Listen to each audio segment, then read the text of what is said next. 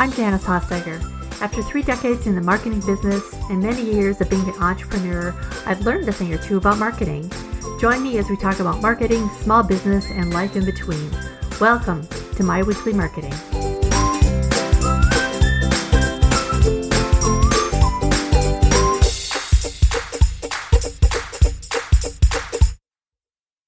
Your website is one of the key components of running your business, and it's certainly important for marketing. But there can be a lot going on with it. Between design, user experience, speed, SEO, marketing, and more, it's a project in and of itself. My guest on this week's podcast is Kelsey Romine. Kelsey is a website designer who, like many of us, started her business while she stayed at home with her 3 young children. Kelsey is unique in that although she designs websites, she also had a career as a math teacher, so she is both analytical as well as visual in her approach to web design. If you're a regular listener, you know I've had other website designers on my show, but I love how I learn something new from each guest. Kelsey is no exception. So tune in as we talk about web design, entrepreneurship, and running a business while raising a family. Here's my interview with Kelsey. So, Kelsey, tell me about your story. How did you arrive at your place? And then also, what part of your journey has been maybe a little different than you expected it to be? Oh, goodness. Okay. Well, I used to be a teacher for 8 years. I taught high school math, which I'm definitely not doing anymore. But even before I decided to be a teacher, I kind of started as a computer science major. I really thought that was going to be the way I was going to go. And it just didn't pan out for numerous reasons that we don't really have to go into, but switched to math ed and kind of didn't look back. And then I was happy for several years teaching. And then it's just like teaching's a big mental load. It's a lot. It's a lot. And then we started thinking about a family, and I just kind of, as soon as my first baby was born, I was like, this isn't going to support the lifestyle, the mom life that I want to be. You know, like I couldn't be there for different things of his life in his school. You know, like he's in preschool now and I get to go be mystery reader, or I get to go and help in the classroom or whatever. Mm-hmm. So missing out on those opportunities, or even like he has like preschool graduation in a couple weeks, and I wouldn't be able to be there if I was still in teaching. So little things like that I know will accumulate over time. So I kind of just decided after he was born, I was like, teaching's not going to support the lifestyle that I want in order to be the mom that I want to be. Mm-hmm. So I kind of looked at other options and started freelancing. And I started as kind of just a VA and kind of worked my way to social media and Pinterest management. And then I built out my first website, and I was like, nope, this is where I'm supposed to be. This is using tech and creativity and just all the pieces of what I wanted computer science to be. It became what I wanted. You know, I just felt like web design was exactly where I was supposed to be. I loved every aspect of it. Mm-hmm. And so I kind of let the other stuff go and went headfirst into web design and kind of haven't looked back. And it's been a few years now. I don't even know exactly where the transition happened because, you know, everything is kind of fluid. Right. And since then I've had 2 more babies, and I've been able to take time, you know, once they're born, and I haven't had to send them to daycare unless I wanted to. And it's just been very freeing to be in this lifestyle type of thing, and not at all what I expected of myself. I didn't know anybody or had anybody in my family ever start a business. Everyone in my family is actually teachers. It's ironic. So I think just trying to find my way through it in a general sense has been interesting, challenging, new for me, and almost empowering. Like I like that I've found something for me that's different for me. I kind of always paved my own little path in different ways. And this is just another way I'm doing that. And I love that I get to tell my kids someday if or when they're not happy in what they're doing, that they have the choice to change their mind. They're not locked into something forever. I always thought that I have a math ed degree. I am locked into teaching math for the rest of my life, and that's just not true. And I love that I can show them, I can prove to them that there are other options for them.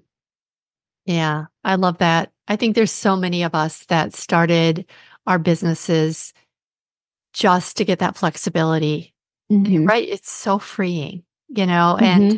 especially I think I can remember like the first few weeks that after quitting my job and becoming an entrepreneur, it's like it's the middle of the day and I can just Yeah. run, to a kid's school or to the Hmm. grocery store or whatever, Yeah. just having that flexibility is so empowering. And Yeah. yeah, and I think we as mamas sometimes, I mean, we'll move heaven and earth to do the Hmm. right thing for our kids. Yeah. So I love that story. So you never really had any visions of entrepreneurship because you didn't expect that you'd be doing that. Yeah, I didn't expect to be here ever. And now I'm Right. here and I'm just embracing the ups and downs that come with it. Everybody has challenges that they're facing, successful moments where they're just like really re-energized. And I'm just riding the roller coaster with everybody. Oh, that's so cool. So I also love that you um, felt like web design was the perfect marriage of like right brain, left brain, Hmm. that creativity. I don't think they even teach that anymore, do they? Right brain, left brain. Anyway, um, but like the analytical meets creativity because Hmm. it really is that. I mean, you really have to almost Yeah. put different hats on when you're designing a website. Um, so do you feel like you have a preference over one? I mean, what do you design in? I'm on WordPress. Okay, yeah. So you can get back there behind the code or behind the scenes and do the coding and all of that too. Is that something you do, or are you using another tool like Elementor or something like that? I do build with Elementor personally because one, it's a little bit faster. Not a little bit faster, it's a lot faster. But I'm also very passionate about my clients being able to take back over their website and having the ability, the ease of navigating their back end, being able to update things. Um, because it's their presence online. It's not mine. I help them get it, but it's their presence online. I want them to be in charge of it. I want them to feel empowered and confident in their back end of their website. And if it was just code, I'm not sure Mm, everyone feels that confident with that. They're going to feel like they're going to break it. Whereas if I show them, oh, here's how you can switch out this image with like a couple of clicks, then that feels a little bit more comfortable. I know some code. I don't know it all. I obviously did not stay in schooling for that. But I have right. taken a course that's helped me learn some things, and some of it you just kind of like play around with until you figure it out. So I do so. I almost every website has a little bit of coding for it because there's certain things I want to change that Mhm. don't always let me. Um, but I just play around with it until I figure it out Yeah. sometimes. And sometimes that's the best way to do it anyway, just kind of like Absolutely. you have a vision of what you want it to look like. And Yeah. I just asked because my son is a software engineer major and he Yeah. has been working on a website for a business he's starting. But he absolutely hates the WordPress platform because it's too simplified, like he is back in there rolling up his sleeves and getting into the coding part of it. So I was just kind of Hmm. curious because that's the beauty of WordPress. And that's why I love it. Not Yeah. only for that, but it's open source. It's so widely used. I mean, Google Hmm. likes it. There's just a lot of good reasons for going with a WordPress site. And if, people who don't, it's okay. It's not the end of the Yeah. world. Yeah. But they do definitely, if you're going to, if anyone asks me, should I have WordPress or should I go with Squarespace or one of the other platforms, I'll Hmm. always suggest WordPress for lots of different reasons. Yeah. My big reasons are SEO functionality, like full customization. Like something doesn't, even if Elementor doesn't let me do something, I can apply code to it to make it do something. Um, or there's so many resources out there because it's been around, that if you want to accomplish something, you can pretty much Google it or put it on YouTube and Yeah, find what you're looking for. Not always, but typical things. So I love that it's been around. It has a lot of resources, so it feels more achievable to do certain things. totally. Yeah. Yeah. And with the themes, you don't have to reinvent the wheel. If you Yeah. want a new theme, if you want a new look to your website, you just basically upload a new theme, and there may be Mhm. definitely some modifications, but Yep. it's not like, oh, I got to redo the entire website, And of course, we all get sick of our websites faster than our customers do. And I think Yes. that's always something I've noticed is that like, I'm so tired of this website, but it's most people have seen it, once or twice and that's it. Yeah. If it serves the purpose, then it's probably fine. That's right. Yeah.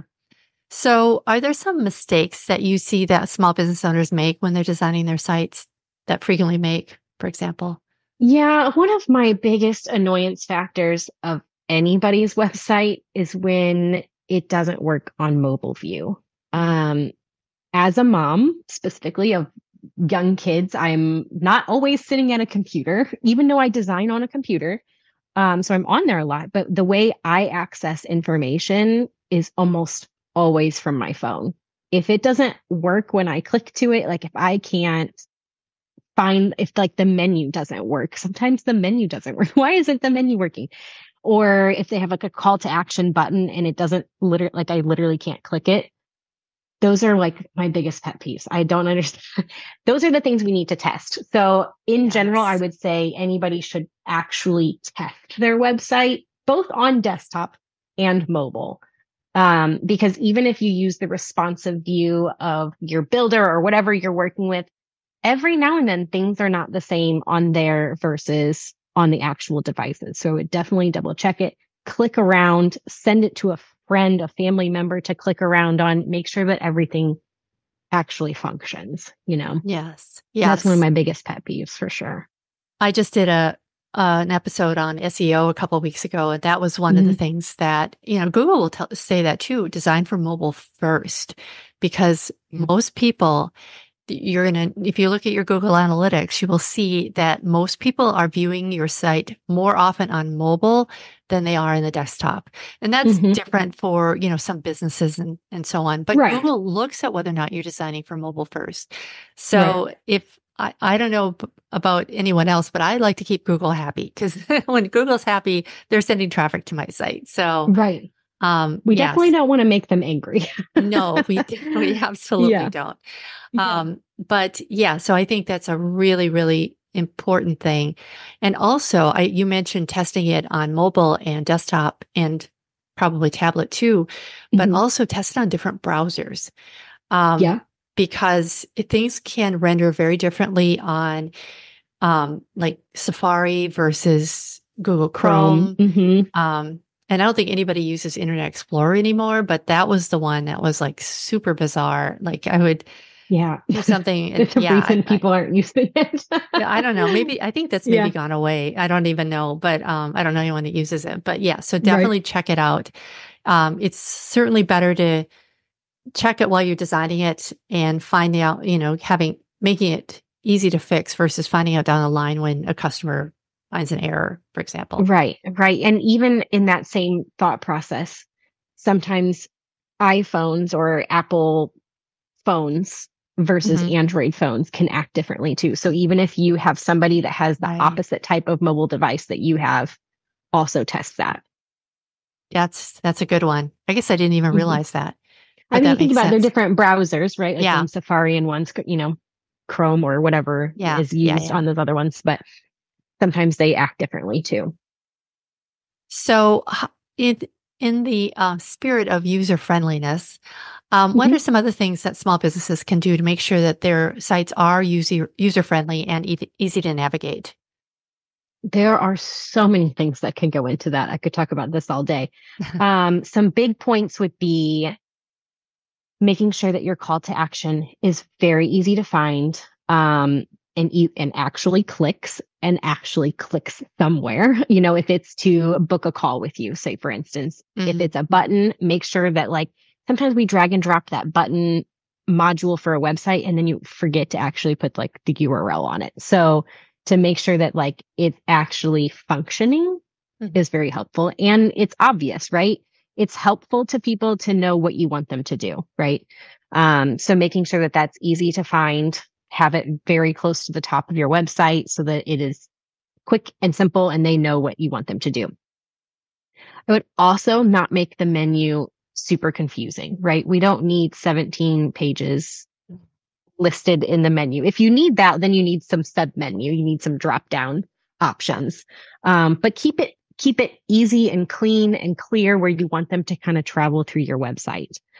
You can also give them the opportunity throughout your homepage, throughout your about page, to go different places. If you want to lead them to your about page from your homepage, have a button that like clicks to your about page. So let's say on your homepage, you have a section, like a small section that's a little teaser about you or about your services or your business.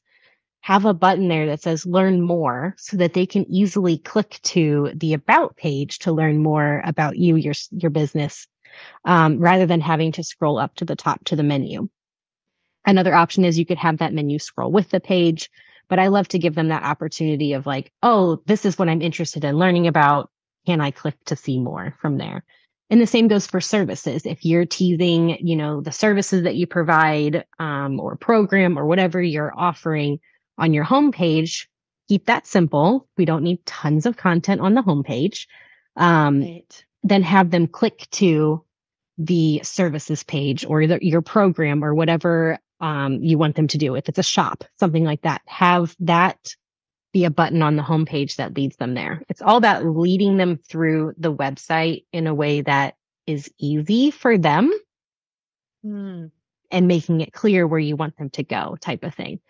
But there's also ways you can like lay out the content that just makes it easier for somebody to read, to skim, like keeping headlines clear, making sure that they can just read the headlines on your website and know exactly who you serve, what you do, where to go from here, because no one's going to read every ounce of text on a website. They're just not. They're going to find what they need and move on. So make sure you highlight the important aspects and don't just be like funny and clever, right? We need it to be clear. Clear. We need them to know what to do, who you are, who you serve.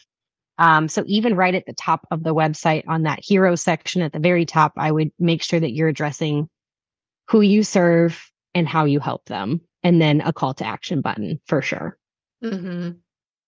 Yeah. Love that. Yeah. As a Mhm. marketing strategist I mean, all I really do with clients is I walk them through how to get from awareness to purchase to rebuy to referral and all of that. So I love Mhm. that you are creating that path on the website because you never know what stage of the journey people are on either Right. when they come to your site. So they may have been someone that's used you before and they were just looking for another product or service that you offer, or it may be that they've never been there before and they have no idea who you are. Mhm. So I love that you are connecting the dots like that for them. Yeah. Yeah. It's just keeping it easy for people to consume, and Mhm. even some people want to give me, like 30 paragraphs. And I'm like, we don't need this much. Let's Yeah. spread this out. How can we spread the love? Where can we place this information that feels more appropriate? Because we don't need 30 paragraphs on the homepage. We need a little bit about what you offer. We need a little bit about you. We need, maybe a review or a testimonial or something like that. But also if you have that much content, how can you break it up? Can you split it into sections? Can you Mhm. switch something to a headline or a subheadline? Can you, make it a list with bullet points or icons or something like that? It's all about laying it out in a way that is very easy on the eyes to read through. Mm, love that. Do you recommend that people have different content or eliminate some of their content for their mobile site and just kind of keep it what they need on the run? Or do you feel like everything should go on mobile as well? I try to keep the mobile as much as the same as desktop as possible. Now, that sometimes means like an image needs to kind of like change based on what it looks like or how it flows. Mhm. Um, but for content wise, I keep it the same. Hmm. Okay. Okay. I'm just curious about that because I know when I used to have a design agency, so I used to do a lot of websites. And I think as signals have gotten stronger, it's become easier to use a mobile site. where initially, and I think there's still definitely truth to that. Like you don't want a huge image on your mobile site, and you Right. can change it for your mobiles because they're not going to probably be able to download it if they have a weak signal somewhere, So, Right. so I was just curious as to what you recommend on that because I think, like I said, things have changed. Now most places have Wi-Fi and there's 5G, a lot of places and whatnot. Yeah. So, Yeah. Yeah. But I still see it as there's so many people coming to your website from mobile. If it was yeah, important enough to be on the website, it's important enough to stay on the website, is how I see it. right. If it's not important enough for mobile view, then maybe it doesn't need to be on the desktop version too. Oh, I like that. Yeah. Hmm. Yeah. And I love what you said about content too, because people do not read the words on your website. They skim No. through them Hmm. and short sentences, fourth Hmm. grade reading level. Just let's Short get through it. paragraphs. Yes. Yeah. We're not Yeah. writing essays. We don't need like 5 sentences per paragraph. Like maybe keep it like three or less. Yeah. It's Yeah. just the simpler you can be is almost better. Hmm. Totally. Yeah. And it can be challenging. I mean, if you have a lot to say or a lot to communicate, it can be challenging Yeah. to uh, have to be able to edit your own copy, your own Hmm. text to make it skimmable. And that's where I think a second party is helpful Yep. too. Yeah. Just have them look Hmm. through it and say, what do you think how could I eliminate some of these words? Yeah. Because That kind of stuff. we have sometimes have so much we want to say. Mm-hmm. But that's also okay to have in a conversation on that call or where, that first meeting. You can talk about some of those things in more ways. Or you can have a blog where if you're really wordy and want to write a lot about information that you want to share, and or put that in an email, put it on social. Like there's more than one place to put the information about you, about your business, about your services. Yeah. What can you say that is short and purposeful for the website? Hmm. Mm-hmm. Or PDF so they can print it off. Yeah. Hmm. Yeah.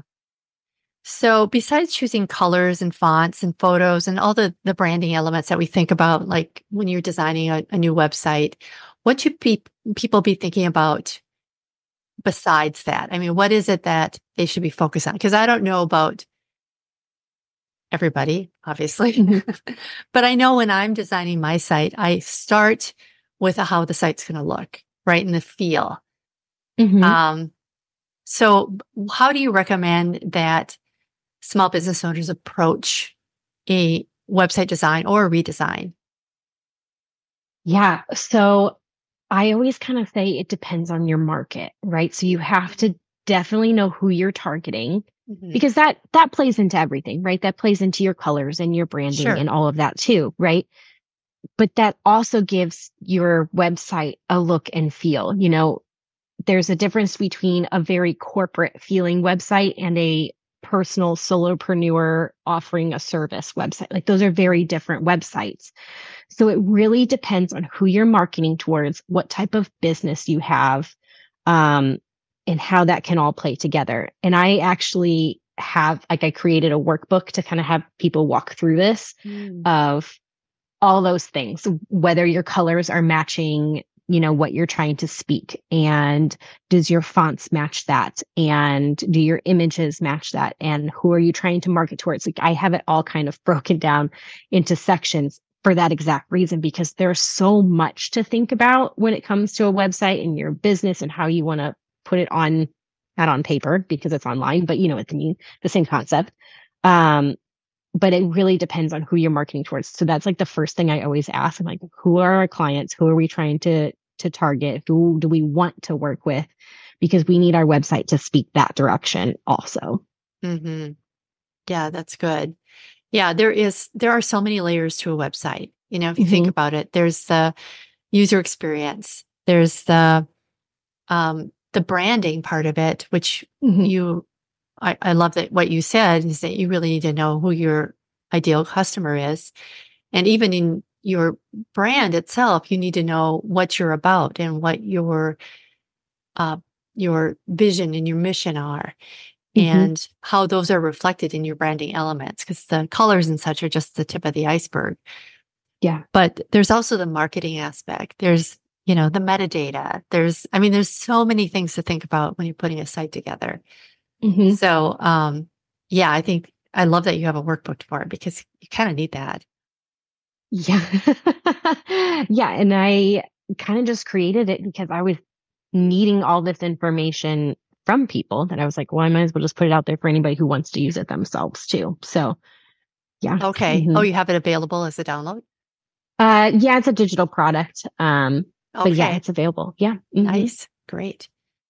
Um, so I just did this episode about SEO, but how can you use website design to improve your SEO? Well, there's so much that plays into SEO.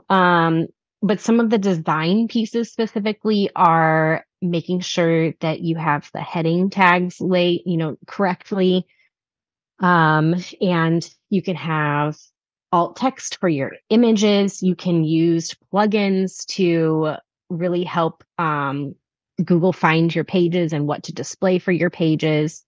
Um, Goodness, image sizes matter. You can't have these gigantic. I love branding photos. They're beautiful, but we also need to like shrink down the sizes of them sometimes because they're so clear.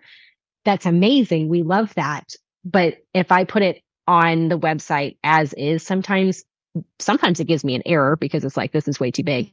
But it can also affect your site speed. It can affect your SEO. So things like that I look for in terms of design, but I also want to make sure that it flows in a way that once people use the SEO components, that it gets people to your website, that your website is then functioning and moving in a way that people can navigate and stay on the site, if that makes sense. Yeah, totally. Yeah.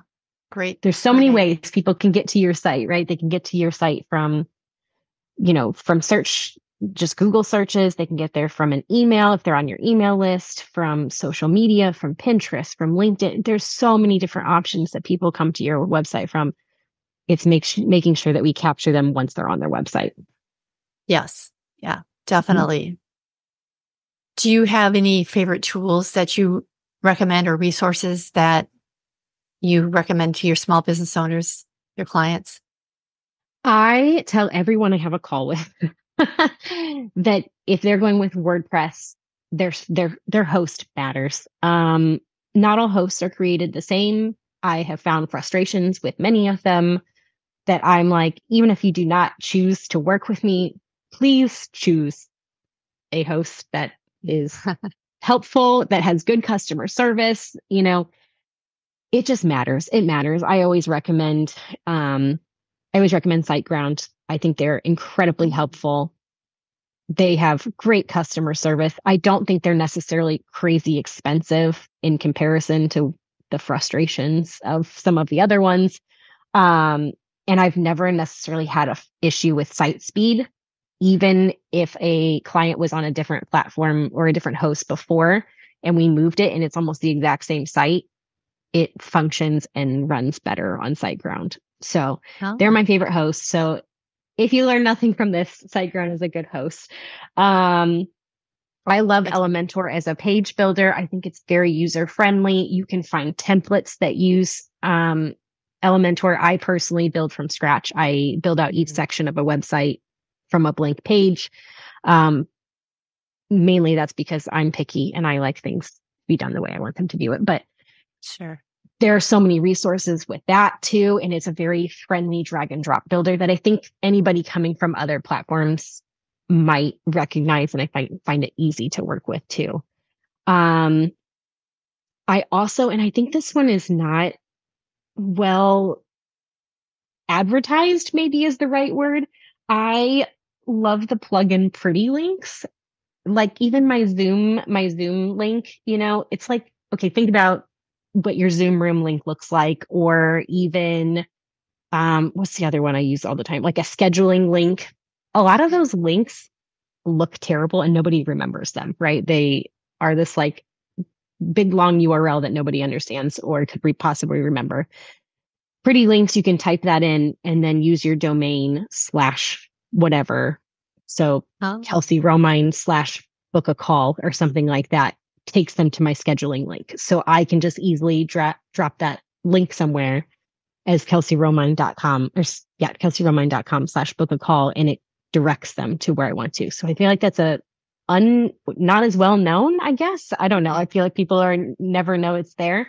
But I use I that for my Zoom room. So whenever I need somebody to hop on a call with me really fast, I just drop my link of kelseyromine.com/Zoom, and they can just click that. Whereas instead of, you have to like go find that, that crazy URL that is kind of annoying to oh find.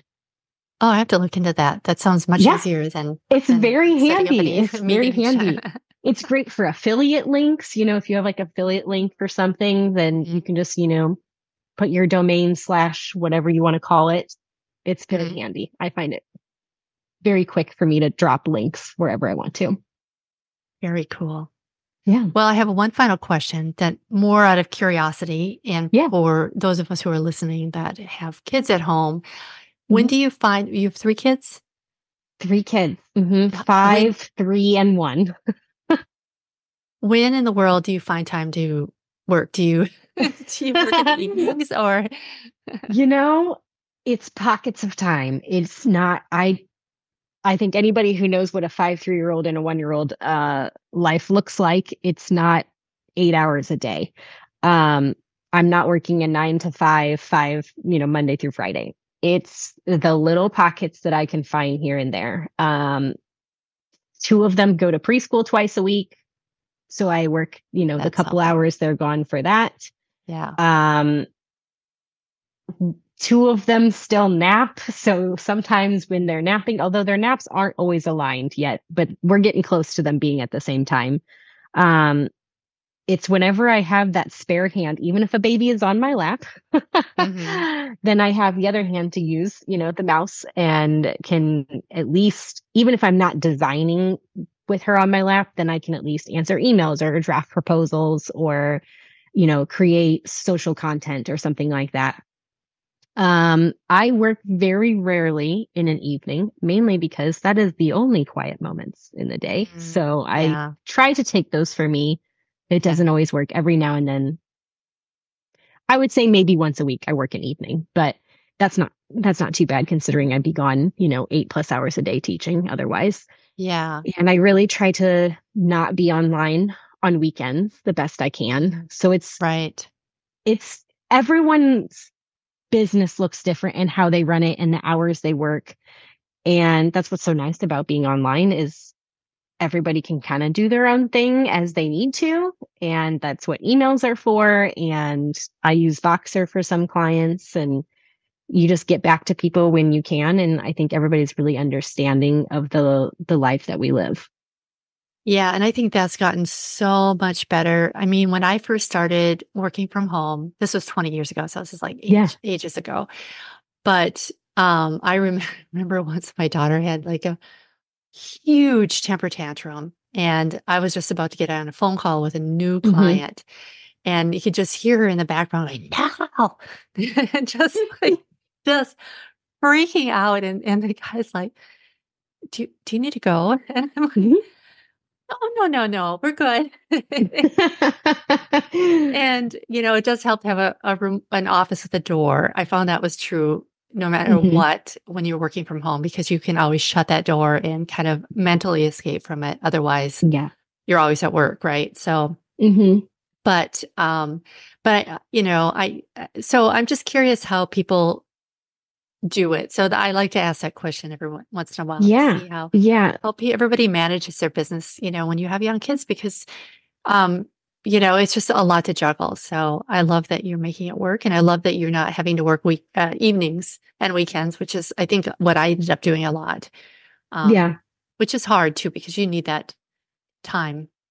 It's hard So mentally. Yeah. And, yeah, you have to set goals for yourself in a way that work for you. And I just know what's achievable for me with the time that I have now. But I'm also not willing to just give up on the one thing that I created for myself. Not that I didn't create kids for us, but this business is mine and I want to grow it for me. And while it is smaller than I would like it to be because I do have kids and I would love to actually be working more, but I have them home with me almost all the time. So for now it's pockets of time, but someday they won't be in the house 24/7. They'll be at school, and I want my business to be ready for me to grow then, if that makes Yeah, sense. So absolutely. Yeah. And those it days will works for come. now. It's a balance. It's, find those pockets of time, but someday it will be more while they're at school, and Yeah. I'll be ready for it. So Yeah. Yeah. So, I mean, and those days will come quickly. I'm I sure know it. I you've know. been told. My Yeah. oldest starts kindergarten in the fall, and I'm like, I'm only a few years away from my youngest starting kindergarten. It's mind blowing how fast you think about like 4 years can go. Like when the Yeah. youngest will be in kindergarten. I'm like, I only have 4 years of juggling on. It seems like a lot, but it's really not. Yeah. Yeah. Yeah. Well, Kelsey, it's been great talking to you today. And I love all the tips and pointers that you've given us for website design. And where can people learn more about you and your business? Everything is on my website, kelseyromine.com, or I am most active on Instagram, and my handle there is at kelsey.m.romine. Sounds great. Thank you so much, Kelsey. Yeah, thank you. So, did that make you want to jump in and make some changes on your website? You can learn more about Kelsey and all the things we talked about today by going to myweeklymarketing.com/56. Thanks so much for joining me today. As always, I appreciate you. See you next time. Bye for now.